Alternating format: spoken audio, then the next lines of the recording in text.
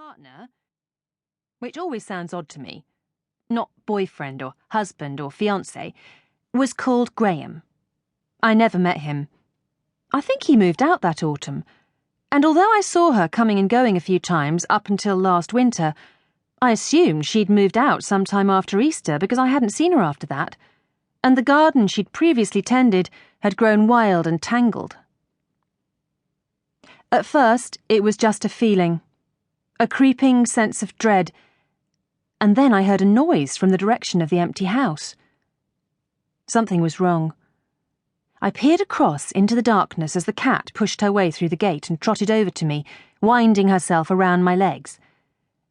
She was covered in something, some mess, sticky and foul-smelling, wrapping herself round and round my skirt. My hand flew up to my nose and mouth to block out the smell. At that point, I thought about going back to my kitchen and phoning the police. Looking back, that was exactly what I should have done.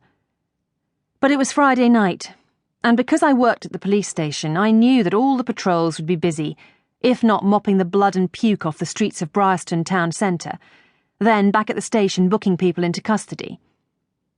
I'd worked with the police for years and never once had to call them out myself. I didn't even know what to say. That there was a bad smell next door? They'd more than likely suggest phoning the council on Monday morning. The low metal gate to the back garden hung off its hinges. Beyond it, the remains of what had once been a neat patch was now an untouched wilderness. The grass and weeds were waist-high in places, having outgrown their own strength and flopped over on themselves like an army midway through a battle. I stepped over the grass onto the brick path that led to the back door. The kitchen windowsill was covered in dead flies. I shone the torch into the empty room.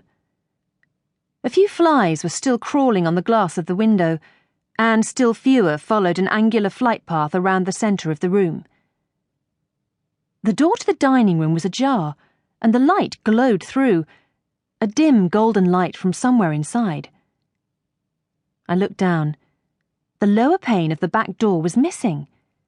Dark smears marked the bottom of it, tufts of cat hair around the edge as though cats of various colours and breeds had all been in and out as many times as had taken their fancy. I tried the door. Too much to hope that it would be unlocked, of course.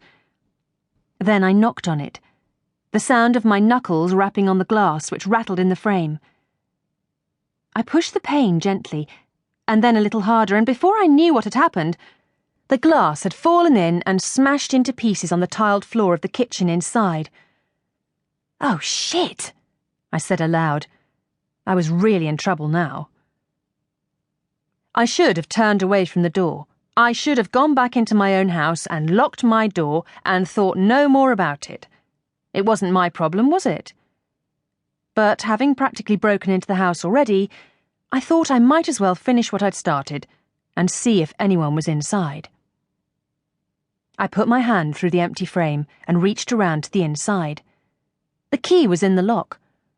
I struggled to turn it. It was stiff, hadn't been opened in a long time, and at the back of my mind was the thought that there were probably bolts at the bottom and top of the door as well. But when I twisted the key in the lock, it eventually turned, and the door opened easily enough. The smell from within was powerful and sudden, and then it faded just as quickly, as if all the badness from inside had escaped and fled into the night. "Hello?" I called, not expecting a reply and not knowing what the hell I would have done had one come. "Is anyone there?" The house felt warmer than mine, or perhaps that was just because I was coming inside from the cold of the garden. My footsteps crunched on the broken glass, echoed in the empty kitchen, and I put a hand over my mouth and nose to try to muffle the smell, which was stronger again in here. I shone the torch around the room, illuminating cupboards and shelves and a cooker, which were dirty, the surfaces dulled with a sticky film of dust. Maybe it was just food that had gone bad, I thought. Maybe whoever had lived here had departed in a hurry and left the remains of their dinner behind. But the fridge door stood open, and it was unlit.